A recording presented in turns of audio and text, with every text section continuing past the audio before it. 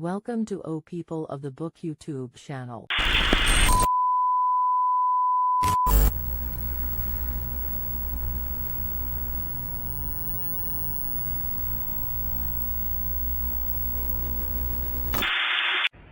الله أكبر الله أكبر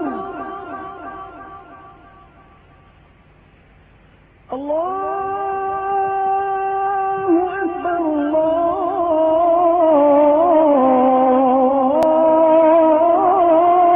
أكبر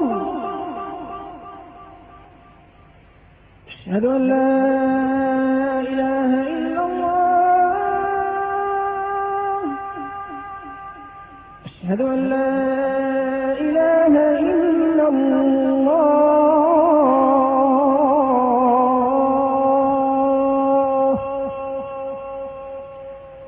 أشهد أن محمدا رسول الله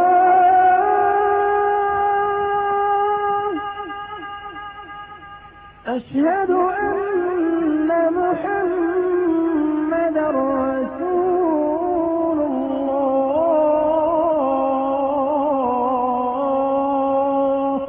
O People of the Book YouTube channel.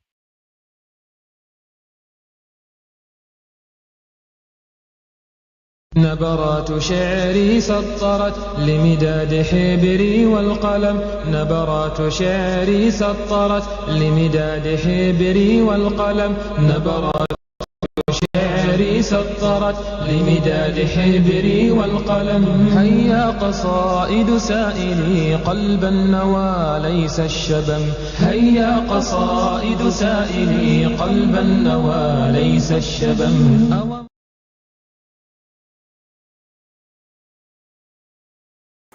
Bismillah, alhamdulillah, salatu wassalamu ala rasulullah, assalamu alaikum wa rahmatullahi wa barakatuh, and welcome to our usual Saturday show. I apologize infinitely, I don't know what word to use, but I apologize for last week, because last week what happened was there was I work in IT, and there was a new department that was moving, and they had loads of computers and everything, and I was given the job to do their work, and by the time I finished, I was really, really shattered, and I was very, very tired and everything. 10 hours of overtime, so I couldn't do it last week. So I was very, very tired. So I do apologize. I know this is a commitment that I've made to my audience, but there are times when the going gets tough. Anyway, so welcome to you all, and welcome to Muslim apologist, Assalamu alaikum wa rahmatullahi wa barakatuh, and how are you, brother Menj, from Malaysia? How are you? Yeah.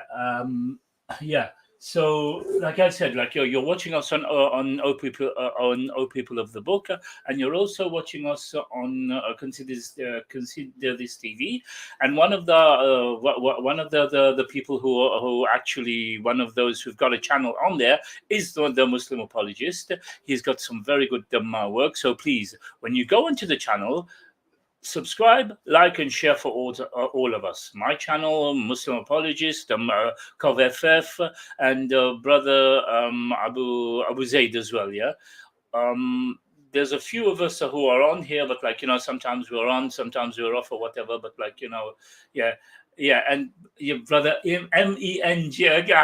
I just pronounced it what it was. Yeah. So brother Muhammad, it's rather brother Muhammad. Yeah. So anyway. So I hope you're okay, and I hope everybody's okay.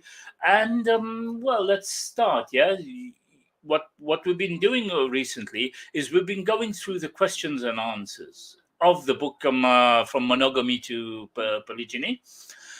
And obviously, every week I get resources for you, extra resources. But this week I decided we want to get the book out of the way, because I want to start some new projects. I want to start them either. I'd be doing the Meccan, the Medinan Seerah of the Prophet Sallallahu. I've done the Meccan already, or I will be doing. I've been planning it. Jazakallah khair. Grayson Brooks. Who's that? I don't know who is, but anyway, enjoy anyway. Yeah, so I'm thinking of doing either the second part of the seerah, or I'm thinking of doing tafsir of Juz Amma. We're planning this at the moment, and I've got somebody in mind who may be joining me, and somebody who's a scholar, and obviously we will learn more because I'm not a scholar. I'm just a student of knowledge, and that person is a scholar and will be learning more and more. Yeah. So anyway, enjoy all of you, brothers and sisters out there, and brother Muslim apologist. Jazakallah khair for your support. Anyway, so we've reached page 152.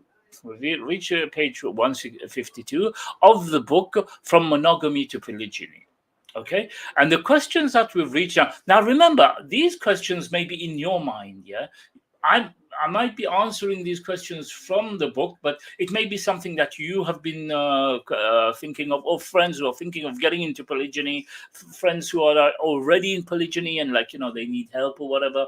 So these questions are already formulated in the book, and like I said, like brother Muslim apologist here, he came and joined and gave salam and whatever and gave support. You can come in as well, give support, and if you have any questions, just put them in the comments, and inshallah, if we can answer them, we'll answer them. I'm not a scholar, I'm a student of knowledge, but I can find your answers for you and everything, and it may be in the book even. So anyway, the question that we're starting with this week is, how do kids usually take such a situation? Do they usually like their stepmoms? Okay, so let me see. So the answer is, a lot of this depends on how it is done. If the father acts in a proper manner and follows the sunnah of the Prophet sallallahu alaihi wasallam in how he deals with polygyny, there shouldn't be any problems for the children. Now remember, one thing I've said there all the time, I've advised the brothers, try not to do this thing hidden. Okay, because how are the children gonna interact? How is it gonna affect the children? This is a question about that. If you enter into a relationship secretly, children don't know about it. Mother, the wife don't know about it. How are the children kind of eventually get to know their family and everything, and their own stepbrothers and stuff like that? So it depends how much the brother, actually the father, acts in the proper way, in a proper manner, following the sunnah. And remember, this is Allah subhanahu wa ta'ala has given us this as an alternative. Now, sisters usually have this problem with it, and this is the reason why we're doing this show, to kind of help brothers and sisters, get the misconception out. Now, if the sister has agreed, then you have the chance of taking another sister. Then why would you do it in private? Why would you do it in secret? Okay, if she hasn't agreed, then obviously there's the dialogue, there's the conversation, or you do it and then you tell her. You don't have to get her permission, but at least let her know. Be good enough to her to let her know. Okay, so then that won't affect the children. Like the question is about the children, then that won't affect the children. Inshallah, they will get used to the change in their schedule. Children often mimic their mother's feeling. So if the mother is upset by it, then they will follow suit and be upset as well. I know that, obviously it's something that you experience with your children at home and everything. Bismillah.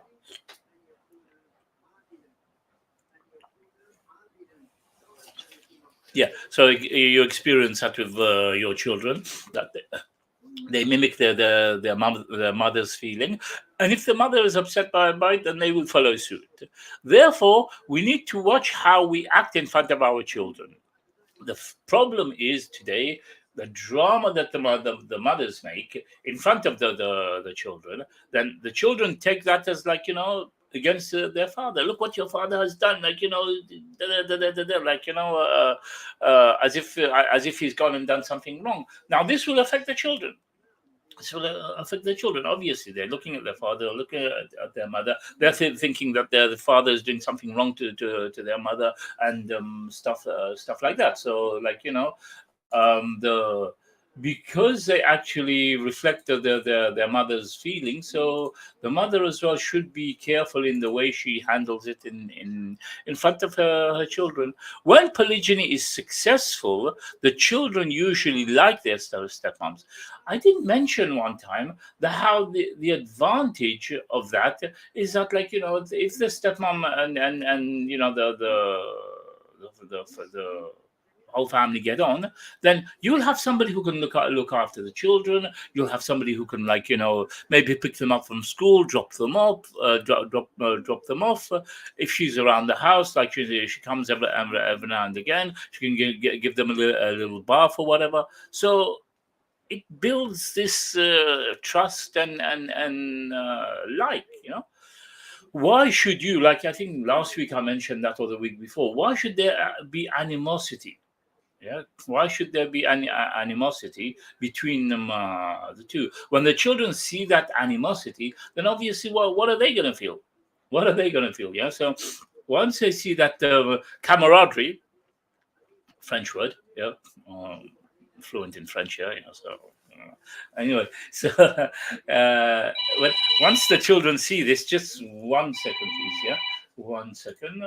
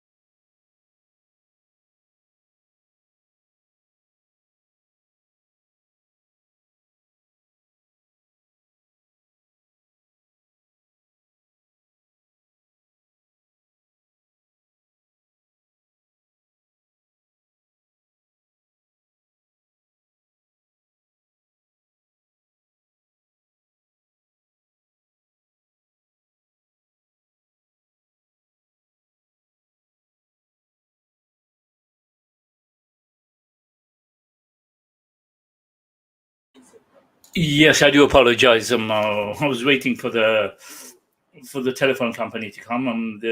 I've had some problems with the Wi-Fi at home, and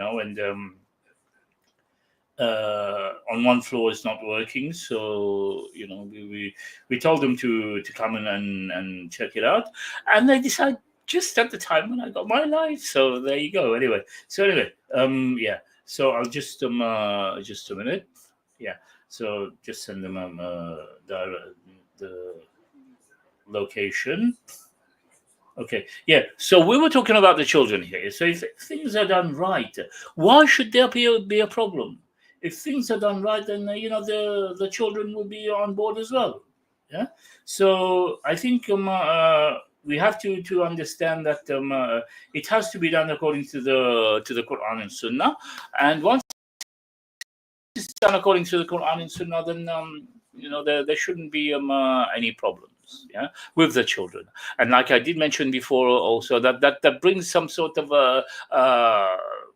closeness. Yeah. If the co-wives do get on together, it should be some sort of closeness. And who knows, your children might like her very well. Your children might get on with her very well. If she's a good sister, and also if you portray, yeah, you portray her as a Muslimah, as you will portray another Muslimah, then I don't see the problem why why the children will not be on board. So anyway, right, that's one question out of the way. Next question is, do mother-in-law play favorites with daughter-in-law? Is this difficult to deal with? Now, in many cases, mother-in-laws are not involved. Yeah, so you don't have to worry about that. Yeah. In certain cases, like you might be in a foreign country, in a different country from the mother-in-law, or you might even be from a distance from her. Your husband might not even have a mother as well. So, but if he does, the answer here is some do, some don't. You see, horses for courses here. You have to understand that, it's not always the one, answer or whatever. Yeah. For those that do, the best way to deal with it is to have patience. It may be easier to understand non-Muslim mother-in-laws playing favorites because of their lack of knowledge in Islam. Okay. Sometimes you have Muslim mother-in-laws as well who have a lack of knowledge in Islam. It's not just non-Muslims. It may be that she was brought up as a non-practicing Muslim or whatever, and she's not even pro polygyny or whatever. Doesn't understand what her son done or whatever, and is not for it.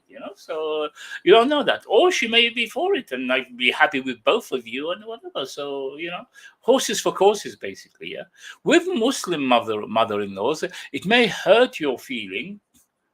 It may hurt your feeling. 1 second, asking for the villa number. Okay. Yeah, it may hurt your feelings to have to play her favorite, but your duty is to please your husband and not your husband's mother. Remember that. Yeah, remember that you're married to your husband, not his mother, not his sister, not his brother, or whatever, and it is him that you have to please. Allah first and foremost, our Rasul sallallahu alaihi wasallam, then your husband. Yeah, so you don't have you didn't get married to your mother-in-law, and it's not her that you have to please, but you don't displease her as well. Yeah, treat her with respect regardless, and try to ignore what she does. All mother-in-laws deserve kind treatment. As we know, the rights of parents in Islam should be kind and gentle and have patience, and try not to concern yourself with it. Okay, this is the answer for this question. I'd like to remind you that you're watching our People of the Book, our usual Saturday session from polygyny, from monogamy to polygyny. You're watching us on our People of the Book, and you're watching us on Consider This Islam TV. And please subscribe, like, and share. Spread the word. And like I said to you last time, that the amount of the amount of it's reached 444. Nice number, isn't it? 444 subscribers. But I don't do it for subscribers, right? I do it for Allah. My sincerity for Allah, but at least please, at least as as a reward for myself, at least increase my number of audiences. Tell your friends and everything, and bring them let them know, even if it's not live, even if they don't come in live, at least let them know if they're in a polygynous situation, and maybe they're having some questions. Next question: is polygyny easier for raised Muslims or converts, or the same? I tend to find that Muslims who are raised in a Muslim environment tend to shun polygyny much more. I don't know why. That's my feeling. Yeah, maybe the way they're raised in countries that have had the colonialism, and they've been brainwashed and everything, and they end up shunning polygyny. And I've noticed that reverts tend to kind of be more forward with it, more accepting it. I don't know. That's the way I feel. But anyway, answer. The most popular answer to this question is the same. As women, we all have similar emotional makeup. Thus, polygyny is a natural jihad and nafs for us. As Western culture and thinking is penetrating Muslim lands nowadays, being raised Muslims doesn't ensure accepting view of polygyny, like I've just been saying. Especially when you get all these feminist movement and everything, attacking our sisters, and making making their minds up for them, so obviously, but you do have some among the reverts, you do have some sisters who are mature, who realize that, I need a husband. Yeah. At the end of the day, this is thought that polygyny is for men, and men are the ones who. I've mentioned that several times. Yeah. Yeah. Polygyny was for the sisters, and the sisters are the ones who benefit. And I tend to find that, when you speak about it properly to Muslims or reverts, if you know how to how to put it to them, and make them understand who's to gain here, then there shouldn't be a problem. But like I said, personally, I found that the reverts tend to accept it a bit more. Anyway, let's continue. Yeah. So Muslims, being raised Muslims doesn't ensure any accepting view of polygyny, and contrarily, many converts are open to the concept of polygyny because they have seen polygyny kafir style. That is a man with one wife and many mistresses. Exactly. One thing that I always tell sisters, that with Islam, in a practicing marriage, okay, a marriage where the man is practicing Islam, we're talking of Quran and Sunnah here, she's less likely to find a husband cheating, unless she doesn't like polygyny and making problems or whatever. Then what do you expect? But if she's open-minded to polygyny, and then why would he go and cheat for?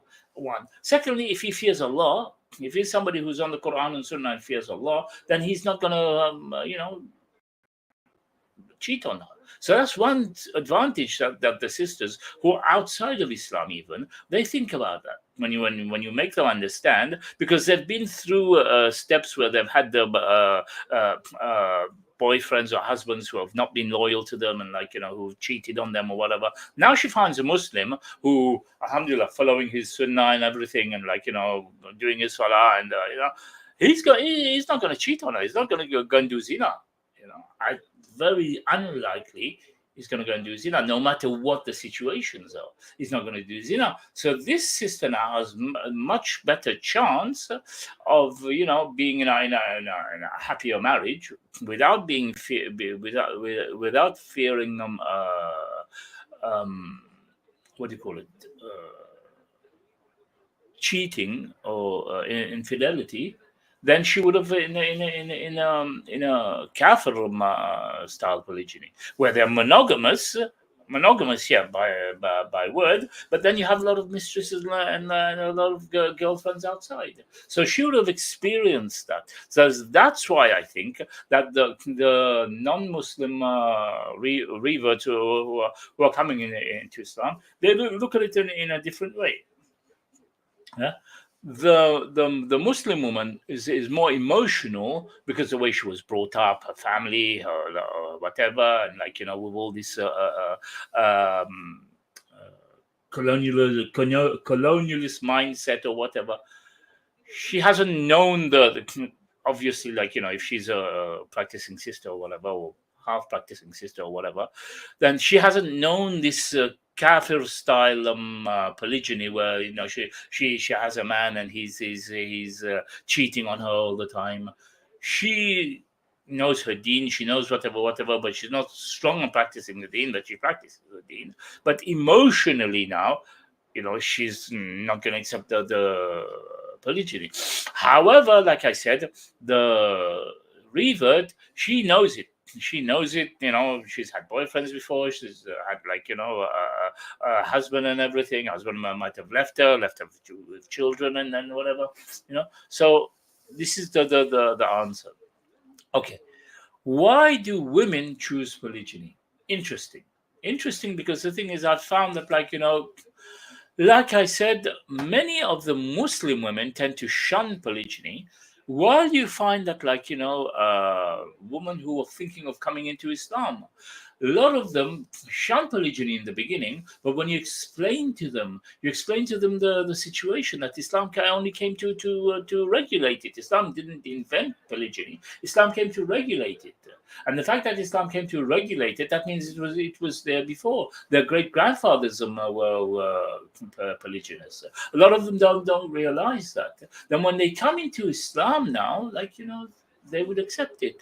So why do women choose polygyny? Okay, a woman chooses polygyny for a variety of reasons. The most obvious reasons is for older women with children who may have been widowed and need a husband to take care of them. I mentioned that several times, that us as men, don't just concentrate on the virgins. We have a lot of sisters out there who are widowed and who need a man, a lot of them who've got children and who are struggling, who are suffering. There are a lot of sisters out there who are actually didn't work before. Their husband were alive and they didn't work, and now they have difficulties, and they need someone to care for them. So you've got that situation. You've got sisters who are divorced as well. You've got some very good sisters. I'm not saying all divorcees are bad. There's different situations here. Horses for courses. Yeah, there's different situations. There are sisters out there who initiating divorce. They get married today, and then after 1 month, 2 months, or whatever, they're not happy because it's easy to get divorced. I'm surprised when I look at these ads in these groups and everything. You find sisters who are married for 6 months.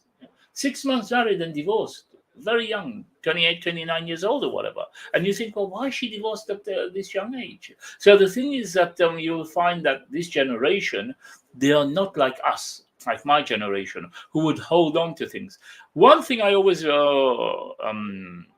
bear in mind, my generation, we would fix things. When something happens, fix it, make sure it's working. This generation, throw it away, get another one. Yeah. Marriage has become the same thing. Disposable marriage, get divorced, and khalas, So you find a lot of these sisters now having difficulties finding another man. In certain cultures, a sister who's been married is considered second-hand property. She's been used before, so men don't want her. This mentality needs to change. Because, who's going to marry our sisters? Our good sisters who are divorced, who's going to marry them? If we keep thinking that they're second-hand, property, and that they've been married before, and you don't want to marry them, you want to go for virgins, and then you leave that virgin halfway through, 5-6 years down the line, and you're not happy with her, and you married her as a virgin. Now she's got 2-3 kids with you, and now you want to marry another virgin. Yeah. So who's going to marry these sisters? So this is the reason that I mentioned. And like I mentioned, there are so many sisters who are non-Muslims who are coming into Islam, looking into Islam, and thinking of their situation now. Husband has left her, or husband has died, or whatever. She has children, and she's living on her own. She needs a man in her life, and they're open to polygyny. The other women choose polygyny as well for reasons that include they don't want that the type of man that is suffocating. That's a very good thing. I mentioned that before. In their face all the time. They enjoy being independent, and polygamy offers more independence than monogamy. I have a lot of sisters out there who are very skillful.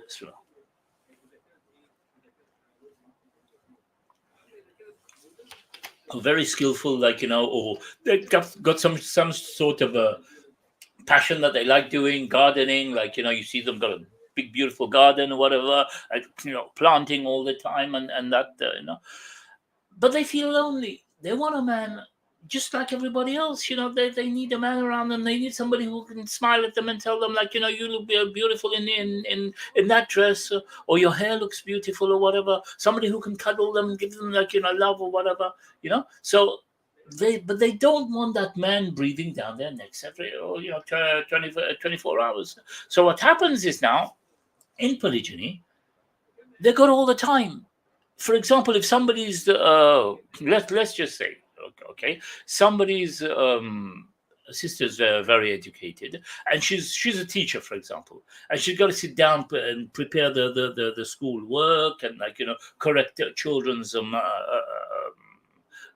exams and stuff like that. Wouldn't she want to have that time on her hand? Wouldn't she want to have that time on her hand, nobody around her, she can sit down and then prepare the presentations, and then her husband comes to her 3 days. She's with him. She enjoys her time with him. He enjoys her time with her. They go out. They travel. They this around 1-2 days together. Fine, So there are women who are in that situation as well. That they don't need a man in their face all the time. They enjoy being independent, and polygyny offers them that independence more than monogamy. They have less house cleaning, cooking, and laundry to do. That's true, actually, because when they're alone, then they have less cleaning to do, less work to do.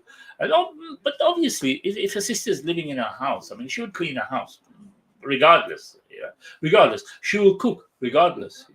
But it's less, and also if you have a man around the house all the time, especially some brothers who don't help around the house, the sister might feel pressured, she has to cook for you, clean for you, but for brothers who help around the house, like me, for example, I'm a chef, I cook. I just finished cooking a cake, actually. You want to see it? Where is it? Yeah. See, just finished cooking a cake. Very nice, actually, with custard. So, a man who helps around the house, he's helpful. But a man who doesn't, who just sits there, with the remote in his hand, and and she has to do everything for him. So she would feel more comfortable if there was a man around the house 3 days a week.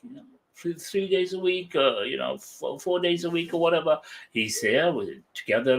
When they're together, they enjoy their time together. And when he's not around, then she does, she does her basically. Yeah? Okay, they have seen. Yeah, that point that we mentioned earlier on, they have seen polygyny kafir style, and realize that polygyny in itself is part of the nature of men, and they have more time to themselves to do what they want without having to take care and serve a husband every day. Now, they've seen polygyny kafir style, means they've lived there with a man in a monogamous situation, who, although he was married to her, but he was always out with his friends. He was always out with other women, but obviously making excuses or whatever. So now they come into Islam, and they find that this is more convenient for them. This is more convenient for them because obviously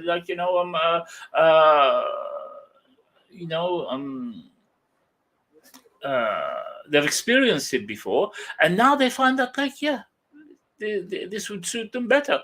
Yeah, it's part of the nature of men, and also they have more time to themselves to do what they want without having to take care and serve a husband every day. Like I said to you, if a husband helps around the house, like me, for example, cook, clean, and everything, not nudge, wink, wink, say no more, as I say in English.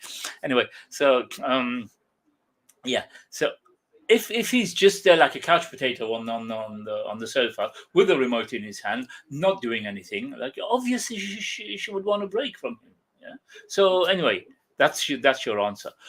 Next question: do co-wives often think? Oh, I should have dropped custard on myself. Oh, no.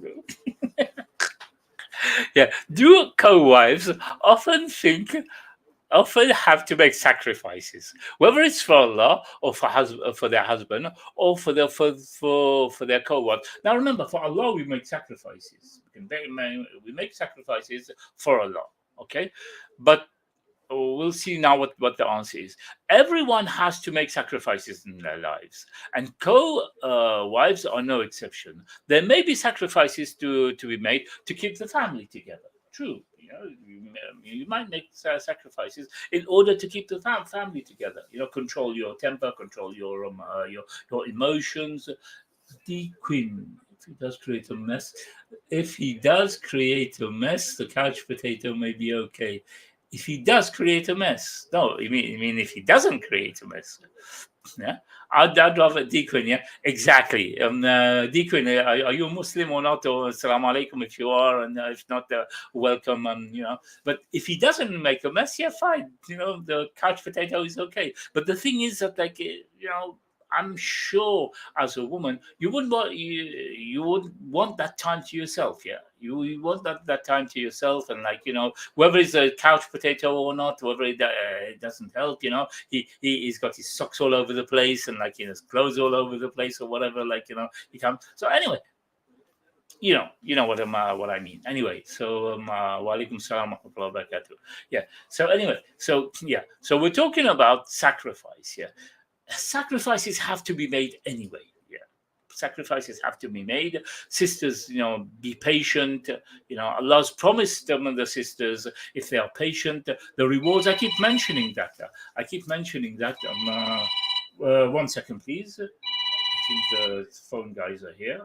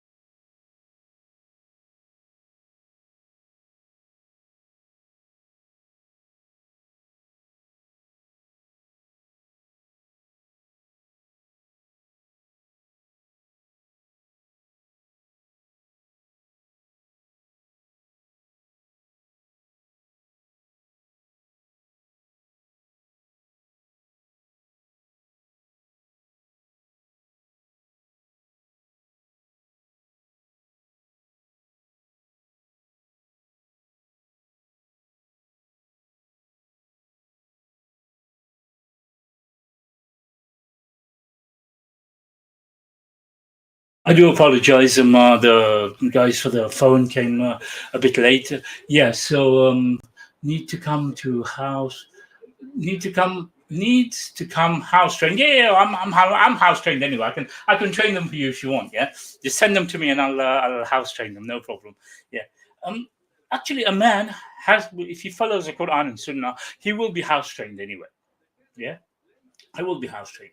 So, obviously, the Prophet ﷺ used to do his own work and everything. Now, when we say that, we have to realize that the Prophet ﷺ didn't sit in the house all day. Yeah, he didn't sit in the house all day. He actually was in battle. He was in the masjid. He was teaching, doing his dawah. The times that he was in the house, that's the time that he was doing what he needs to do. Anyway, so sacrifices have to be made, regardless, from both sides as well, even from the man's side. Man has to work more. He's got to take more responsibility. Sacrifices have to be made. Maybe he has to cut the hours that he was spending with his friends. So sacrifices again have to be made here. He has to put up with more emotions and stuff like that. So yes, sacrifices have to be made, and then there may be sacrifices to be made for the family to keep the family together, to keep the family together. Always keep in mind that our first purpose is to worship Allah, and the sacrifices for His sake is to earn His pleasure. Okay, so that's that's for that answer. Yeah. So like I said, sacrifices have always you have to make their sacrifices for the sake of Allah. I'd like to remind you that you're watching Our People of the Book, and this is Jamal. And sorry for the, last week I missed a session, and today people come who are doing work here, so I'm having to leave every now and again. But you're watching Our People of the Book, and also you're watching us on.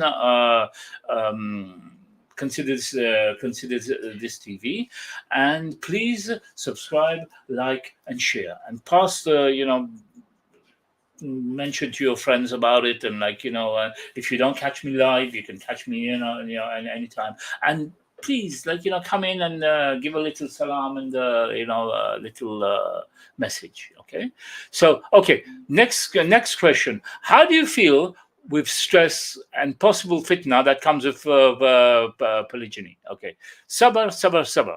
Right, something very important, something that we've spoken about them several times, and sabr. Sabr is very important. Remind yourself of the reward that awaits in the next life, and remember Allah often. Keep in mind that also that every marriage has its ups and downs. Okay, and polygyny obviously is the same manner that one would deal with any stress, regardless of the source, can be implemented in dealing with stress that has the source from the same aspect. Okay, so you have to remember that sabr is something very important. We've spoken about this before, that the rewards that Allah gives, it's very, very important. Just give me.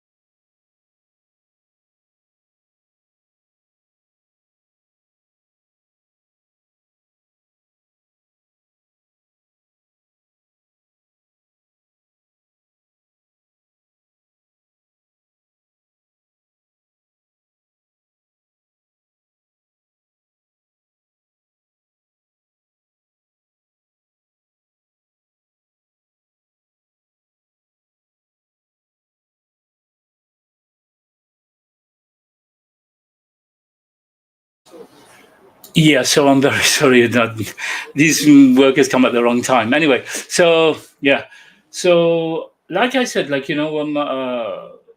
sacrifices have to be made, and obviously sabr is very, very important. Allah subhanahu wa ta'ala reminds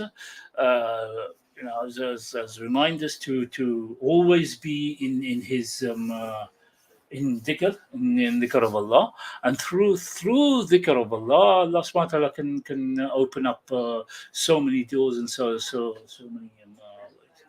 Yeah. Yeah, so there you go. It is suggested that the future person who's entering into the life to talk to the present spouse, and that what types of questions are appropriate for each one of them, for each sister.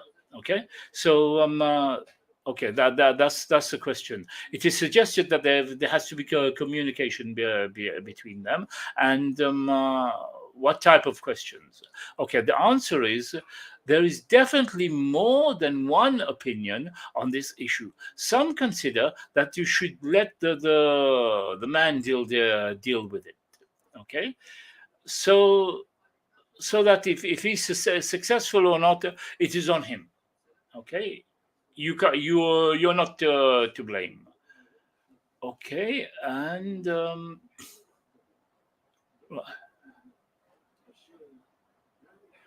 it's his business to deal with. Yeah. One might be also inadvertently, subconsciously turn. It might turn the person off. It might turn the person off. So if you're picking up the phone and calling and calling them, maybe they're not ready for it or whatever. They're not ready to talk to you or whatever. So it's better, if you let the man sort it out, and he will probably do it much better. Okay. So anyway, we've reached the 45 minutes mark, and unfortunately, like I said, I've got my man at home working, so my mind is not at rest now. I have to keep stopping and then going keep an eye on them. We had some problems during the week with the internet, and didn't realize it, and called them in, and they said they'd be coming today, but they chose to come at the from time that I actually have a live. So there you go. Anyway, so others consider it respectful to talk to the present spouse and suggest asking questions regarding the dean, his family, temperament, and how he treats the family. Personal questions, of course, off the limits. So obviously, some suggest that, it's better to ask how he is, and how he deals with matters and everything. Yeah, it really depends on personalities involved. However, it is so the spouse might not be comfortable in talking about it, and the issue shouldn't be pushed. So yes, not an issue. It's not good to push the issue to to a limit. I mean, people might not want to talk about it. Just give me 1 second again, please.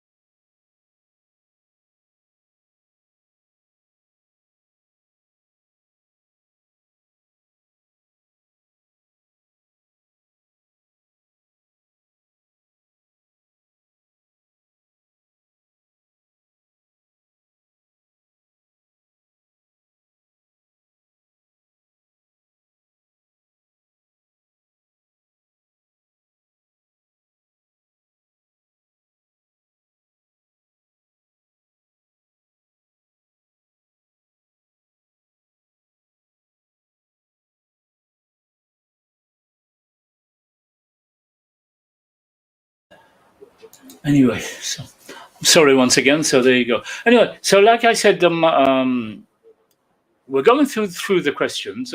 We're going through this book. Yeah, from we're on page 155 now, and it's the questions and answers. And I hope it answers your questions, the questions that you might have had, and obviously, you've got others who are concerned or whatever. And like I said, I'm just a student of knowledge. I'm not a scholar, and if I can help out my brothers and sisters, in this field, then it's my duty, especially having having had the knowledge and having studied it and everything. So it's better to share it with my brothers and sisters.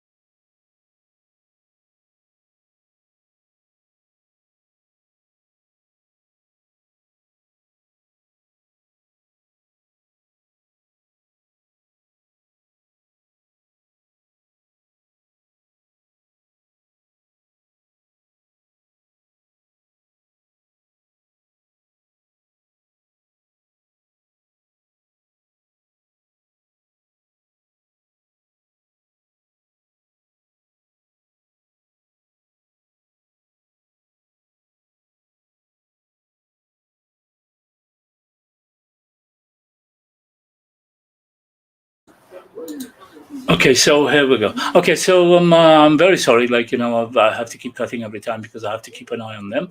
So, like I said, we're on the questions and answers, and we're on page 155. I think what we'll do is we'll probably end here for today, and we'll carry on next week. We'll carry on next week, hopefully, and where we'll have a longer session. I hope you have gained you have benefited from this because, that's the whole reason I do it, so that you can benefit. And obviously, if I've made any mistakes, that's from me. Any good that you got from this is from Allah. And I hope that, make dua for me that Allah gives me more knowledge that I can share with you. Okay, and inshallah, I'll see you tomorrow next week. I do apologize. Like I said last week, I wasn't able to make it because of work, and this week I'm having to cut it short because I have people doing work around the house and keep having to leave every time. It's not I cannot concentrate having to leave, and you cannot concentrate as well. And I have a commitment that I've made with my audience, at least I sit down and then finish it. So anyway, I will carry on next week, inshallah. سبحانك اللهم وبحمدك أشهد أن لا إله إلا أنت أستغفرك وأتوب إليك سبحان ربك رب العزة عما يصفون وسلام على المرسلين والحمد لله رب العالمين السلام عليكم ورحمة الله وبركاته.